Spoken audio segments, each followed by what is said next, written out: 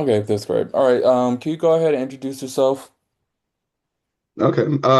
My name's Jason Cloutier. I'm running for the House of Representatives in Michigan's 6th district.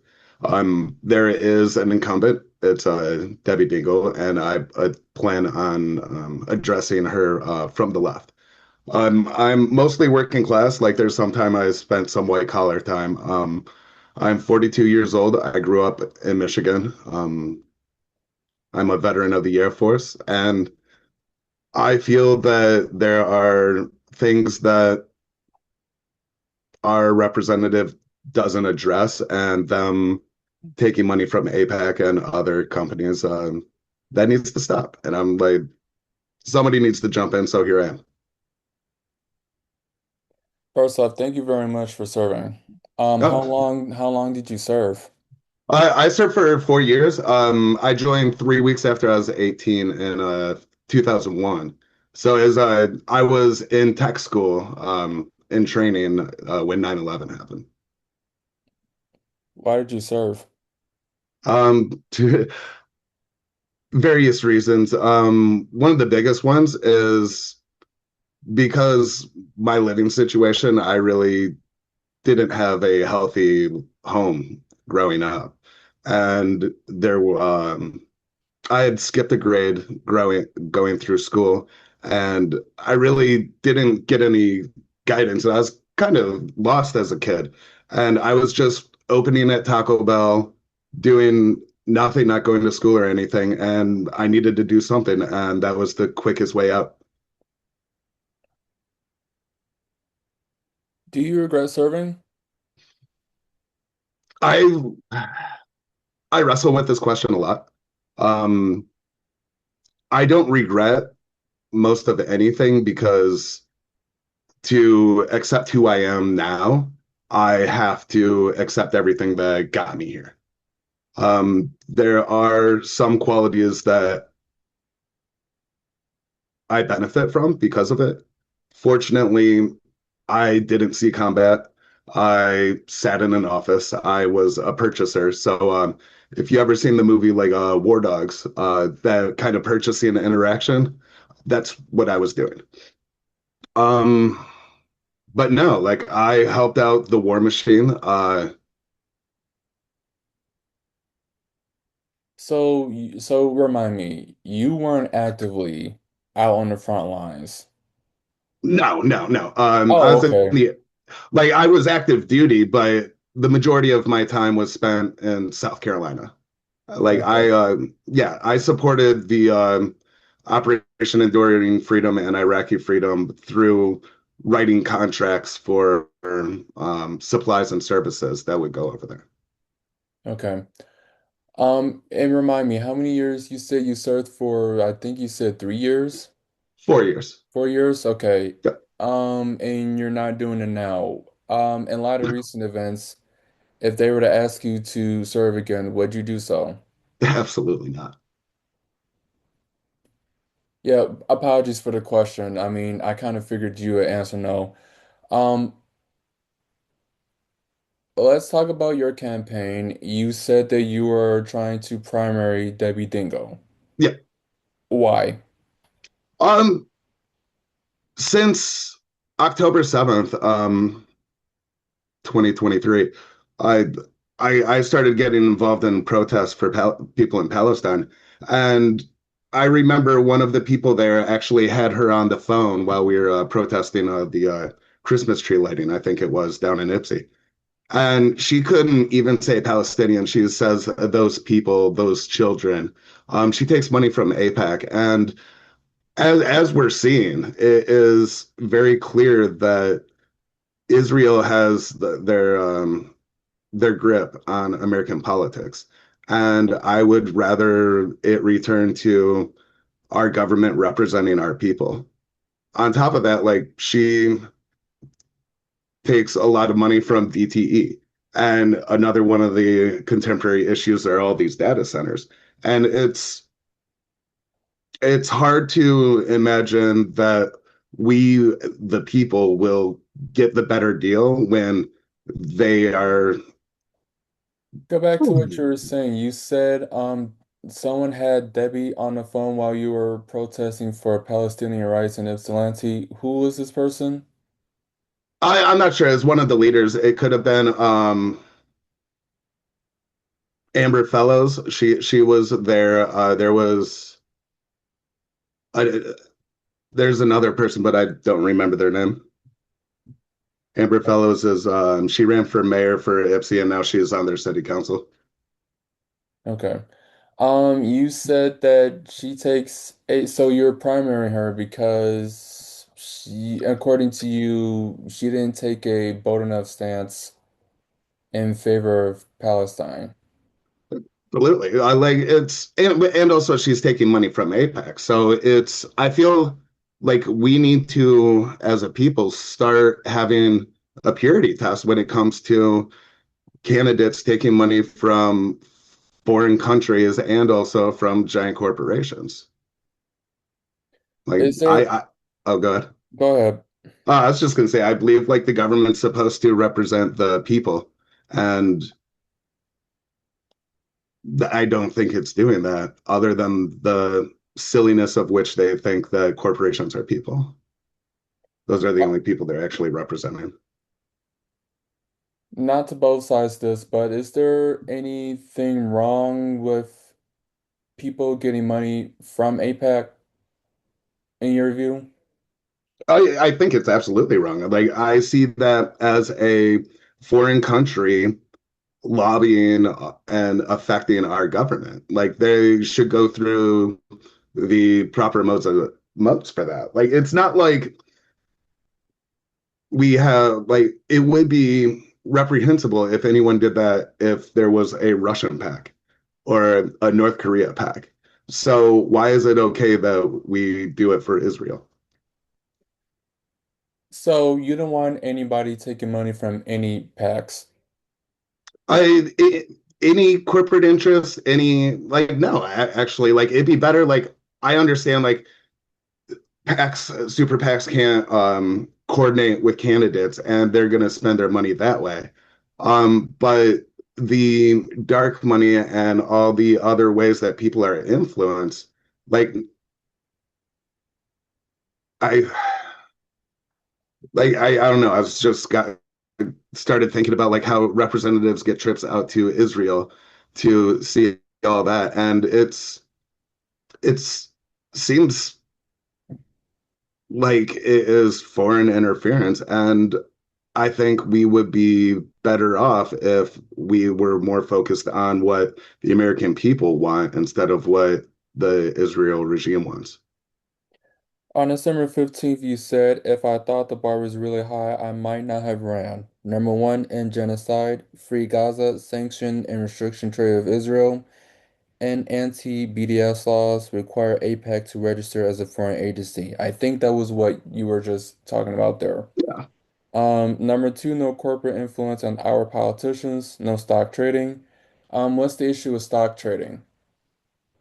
It's insider trading basically, like with the outcomes that the people in Congress get with their stock trading, it is apparent that they are on the inside, they are doing insider trading. Like that's what Martha Stewart went to prison for. And Did she uh, really? yeah, Martha Stewart's a felon. Like whenever she's hanging out with Snoop Dogg, they say one of them's a felon. It's Martha Stewart. Okay. Yeah, like, but like it's so if like Nancy Pelosi, she's retiring, and she was the biggest offender, I believe. But I'm big on the annulments clause. Like people shouldn't enrich themselves in shady ways like that. Like the salary that Congress gets is fine. Plus, they get plenty of allowances. Like they shouldn't have that. Like if they should have blind trust and also or just not participate. Like have their 401k or something like that, mutual funds, something like EFT is something that's more spread out that it can't be manipulated as much as like buying options on Apple or um, any of the corporations that profit from the decisions they make. You also said address Citizens United. So what's the issue with Citizens United from your point of view? I feel like Citizens United is the linchpin that really opened up the floodgates for corporate investing in politics the way it is now. And I think that that is one of the things that needs to be addressed because, like, sure, you can rely on the people's voting for people for candidates that say they don't want to take any corporate money and they'll be on the up and up. But it's we need to codify things because if you look like things like Roe v. Wade, the Democrats always said like, oh, they'll never repeal that, and look at where we are now. So, and they've had plenty of time to codify it, and yeah, like I want to see Congress actually do things. You also said to increase transparency towards classified documents from all departments. You were kind of talking about that earlier. You want full transparency on PAC and Super PAC money. I already mentioned that. It also says ranked choice voting. You're a proponent of it. I am, but like there was a petition going around in Michigan, and we have to be careful about what how they set it up because the way this one set it up, I was all for it at first, but then I looked into the details. It, the way they measured it out was the only the people that had the most first place votes would move on to like the second round of like cutting off folks.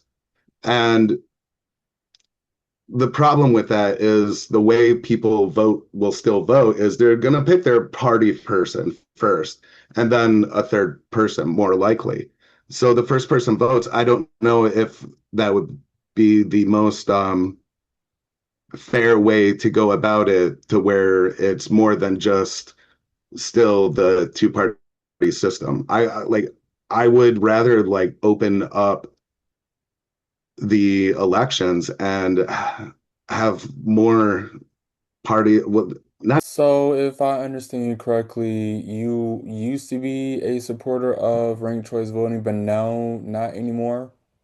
I'm still a supporter of ranked choice voting. It's just the specific ways that they um do the process. Like there is there's ways that you can pick and choose where it'll still just be the top two people, which might probably be still the two party goers. And I'm a proponent for anything that will increase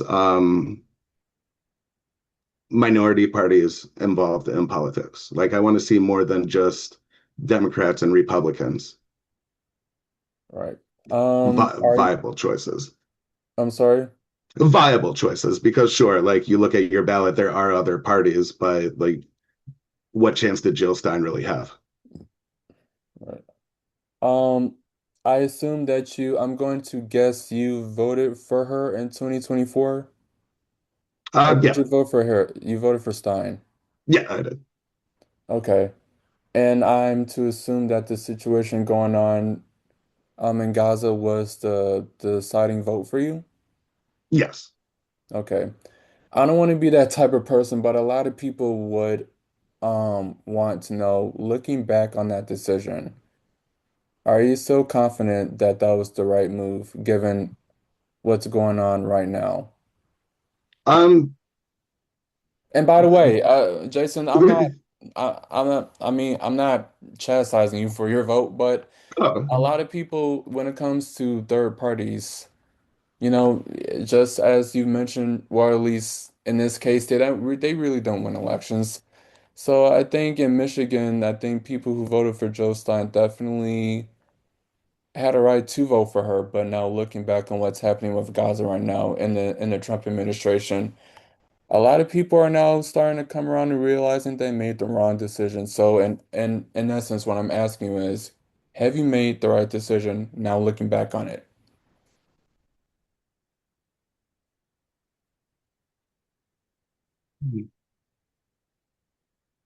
I'm not sure. Like that's a good question.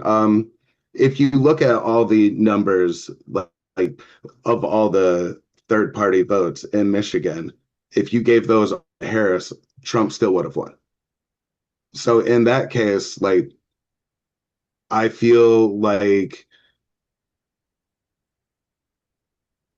the vote, now that I think about it, no, the vote was kind of useless because it, the Democrats still didn't release their postmortem on the 2024 election. And it's because of Gaza. And if they would have released it and given that information, then it would have been valid. But since that's not going on, I'm not sure. Harris said that she would go harder on immigration than Trump. So I'm not sure if voting for her would have made things any less different. Um, it's interesting that you voted for Stein, yet you're a Democrat. I guess my question is, why haven't you ran as a Green Party candidate? Um, I Not if that I you ran should. for no that if I was like I did do some soul searching in December about like exactly do I want to try to see how far left the tent is for the Democrat Party because they always talk about they have a big tent, but as we've seen in 2016, they will always defer to the establishment over progressives. Like they kind of really hosed over Bernie Sanders. I mean, people, So people have made that case in 2020 as well. Um, so I'm assuming, go ahead. You were just finishing your sentence. oh we can go. Like I lost my spot. No, no, that's fine. I guess one more question. Considering what has happened, I assume that you're going to keep voting Green Party, this November for governor and or Senate. No. I vote as an individual. Like that's the Okay. first time I voted for the Green Party. I generally consider myself an independent, and it is because of this campaign, and I understand how party elections go, especially in Michigan. Like if I want to make an impact, like I have to run as a Democrat or a Republican. I'm not going to run as a Republican, although there is a case to be made of just running on the economy. But there's so many other bad things going on, like I couldn't do that. And also it'd be really weird. So the option's a Democrat, and I'm okay with like I feel like every incumbent should be primaried. Like I encourage anyone else that is interested in running in this race to run also. Like it's in that way, competition does make us better. And speaking of third parties, Mike Duggan, the mayor of Detroit, well now at this point the former mayor of Detroit is running as an independent, and based on the last poll I've seen, he's in a three-way race.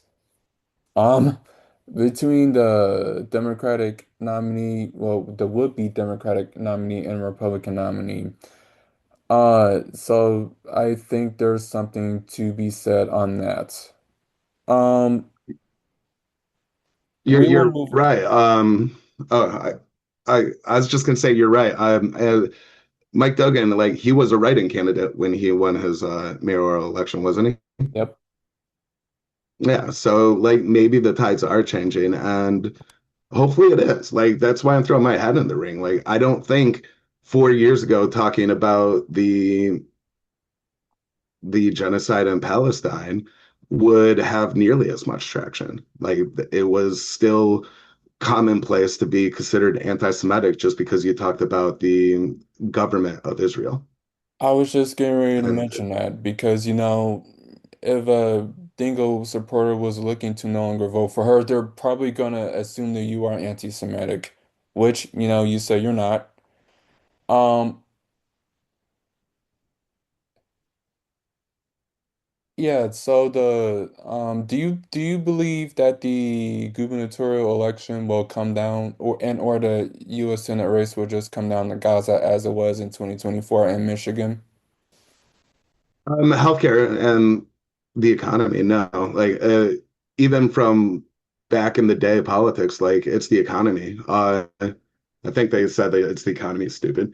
I think that was around Bill Clinton's time. And like, no, like people first are gonna have to be able to make their bills, like pay rent. And so like that might sway people because that a lot of people said that they didn't like all the things Trump would say, but like they had faith in his ability to manage the economy. So that is enough to sway people. However, I don't know because I know for the past few years I've been seeing the horrors of capitalism and settler colonialism unfold. And I don't know how many other people are seeing that. Like it's so I'm going out here to see how many people are willing to put that line in the sand and say, no, I will no longer vote for someone that will take money from APAC or any of their subsidiaries. What is your issue with the Electoral College? um, it it is poor. Like it is the way it was constructed was to protect um, different states, and the way we have grown, it doesn't make sense anymore. Like we if we don't if we don't want the popular vote to determine who is our president, like sure we can keep it, but I would rather the will of the people. Um,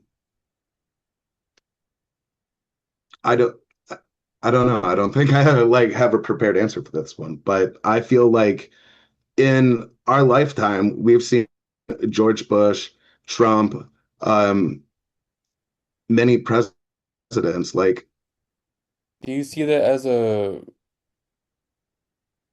probability in the future? I mean, a lot of people have had debates over whether or not to get rid of the Electoral College, but to no avail. Do you see it being abolished in like say the next what 15, 20, 25 years, 30 years?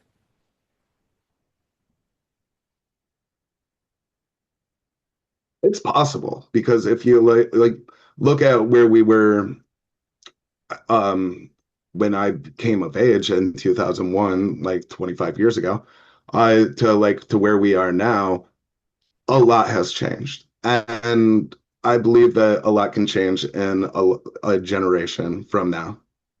Because I have a lot of faith in Gen Z, and I'm assuming Gen Alpha is coming up just the same. They as a group have no patience for a lot of the bullshit that's going on. And as they become more prominent and as a voter bloc, I can see fundamental changes happening in our country. Your stance on the minimum wage, you wanted to have it increased to $20. Yeah, like So yeah, so are you talking statewide or uh, federally? federally, Okay. yeah, it's less than $10 an hour right now, which is insane.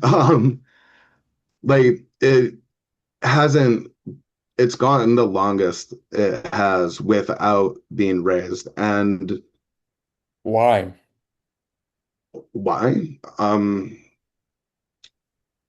In your Congress's view. inability to do what? In your view, why? Uh, because if people are struggling to make ends meet, they don't have the time to pay attention to all the other things that are going on. And under our capitalistic system, people are forced to take what they can get because they are threatened with homelessness if they don't take these jobs. And with it, them keeping it down, like it continues to enrich those people that have bought and paid for our politicians. Like it behooves businesses to not raise wages, and it's businesses that own our politicians. How does this tie into inflation and GDP growth? Are you saying that they are the direct reasons why the federal minimum wage at 7.25 isn't raised? I mean, it's Congress's fault. Like they are the ones that are capable of raising it. Like hands down. Like it's and it is people on both sides of the party because since then both parties have had power. Bernie Sanders was talking about minimum wage going up to 15 10 years ago, and that's before all the inflation that has happened throughout COVID. So yeah, $20 seems reasonable to me. And that then it needs to be pegged to inflation, so it continually rises as the cost of living goes up. I thought That it way, was, oh, go ahead. no, go ahead. I was going to say that way, um, it won't just continually be a money sink where landlords put rates as high as they possibly can, because if they increase inflation, it will still it'll increase wages. Like there will be a new equilibrium in the market. You want to offer public competition against grocery stores. Yes. In November, Zohran Mamdani won the mayoral election based off of that kind of sort of that same uh point. Define a public competition. Public competition. Like resource centers where like where food is either at cost or subsidized to compete with pretty much have the public option due to Walmart, what Walmart did to all the other grocery stores. Put it at a cost that is accessible to people instead of because when you take in profits, you are always adding in additional costs to the consumer. So if you don't have a profit motive, like there is going to be less, like you can always outprice folks. And people like I believe that government should provide services to the people. And those services are for the basic necessities of life. Like we our housing, our food, our like and shelter, health care. All right, you understand that you have a real steep hill to climb to get Debbie Dingell primaried. How are you going along thus far? Um, to be honest, slow. I have had the trouble of when I started this campaign. Um, I have been getting I just started getting benefits for disability for the VA this past year. And that has been it's enough to cover all my bills. However, I miscalculated some things. I thought some things that I got wrong. And a lot my I have enough money to survive, but just even the simple task of like gas money to get around because the district is ginormous. Um, that is something that I struggle to get with.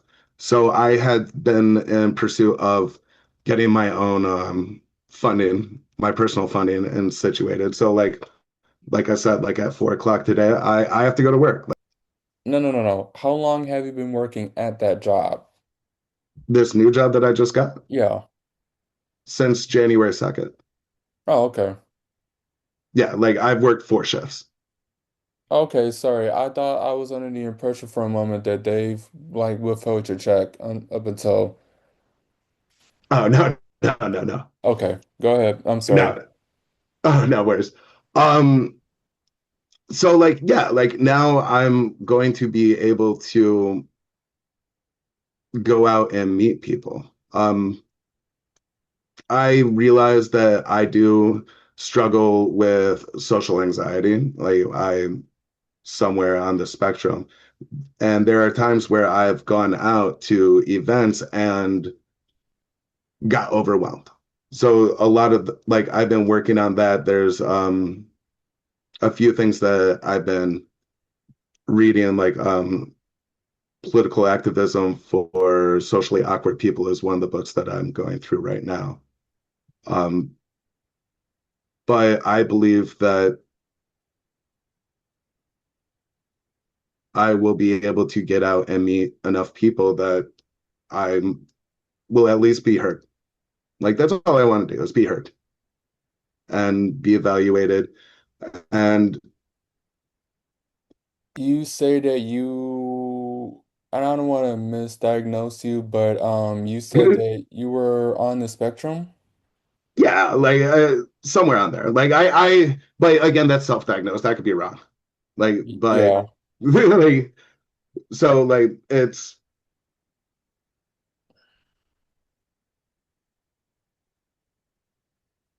when I look back on things and interact and talk to other people, they identify it also. It's not just me on TikTok scrolling saying, "Oh, I have whatever mental illness," because that is kind of the flavor of things as well these days.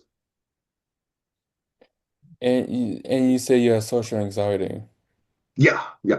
Would you say that they've contributed to the difficulty you have in reaching out to voters? Absolutely. Like I had gone to the Michigan Ohio State game with the intention of going around filling out petitions, getting petitions signed. And I don't know, like I felt like I didn't want to impose on people on what they were doing. Like I find it hard to go into like a bar and get petitions at night. Like I find it easier standing in like the most successful thing that I went to was a protest. It makes sense to me. But bothering people like while they're on their way to go shopping, I don't know. Like, and I think that's just something I need to just get over it. And that's what I plan to do now that I have the means. Well, I'm sorry to hear that you have been struggling with this I for so appreciate that. long. Um, I want to ask you this question. I was doing some research before I contacted you. Yeah. Jason, what is up with this mask? When I first got my website pulled up, um, they needed a photograph of me, and I didn't have any I'm talking that about I thought were this. good enough. Yeah, yeah. And so instead of giving them a horrible photo, I gave them a picture of the Guy Fawkes mask. And for multiple reasons, it fits. Like, one, if you've seen V for Vendetta, like it goes through about how people shouldn't fear their government should fear their people. And that really sticks with me. Um, we as the people need to understand that we are in control. It's no different than when we're at work. Like if you create a union, you have a lot more power. And if the people collectively find someone that is willing to solely do things for the people and take a bottom up approach instead of a top down approach towards the economy, I think that people will get behind it. Right. Um, w- what do you like to do for fun? I play video games a lot. I sing karaoke with some folks. I like to read. I go walking. Um, in the summer, disc golf sometimes, although I haven't done that in a little bit. You play video games. What video games do you play? Um, all the Final Fantasies mostly. Rocket League and Fortnite. That's about it. And, I'm sorry, and you said board game? Yeah, I'll play board games as well, but that's more No. I was just talking about what oh was the last thing that you said? oh with the games, it's mostly the Final Fantasy series, uh Rocket League and Fortnite. Like Fortnite? I play yeah, Fortnite. Like I'll play some of the sports games. Sorry. Yeah, it's okay. Like I get it. Like, sometimes I'll play the sports games. Like I have Madden and MLB, but like now I just fall back to those three. Like it's I enjoy my Final Fantasies. That's how I get my stories. Like um I'm replaying through one of them that I played like as a teenager, and I can see uh where a lot of my thoughts and beliefs come from. Like through there, be like, oh, this is because the one I'm playing deals with a lot of existential thoughts, and that was one of my favorite classes in college. And yeah, it I can see where influences where Finally, what is the one message that you want to leave voters with? that we can do better. We can have a country that takes care of its people instead of puts them in fear and puts people in cages. We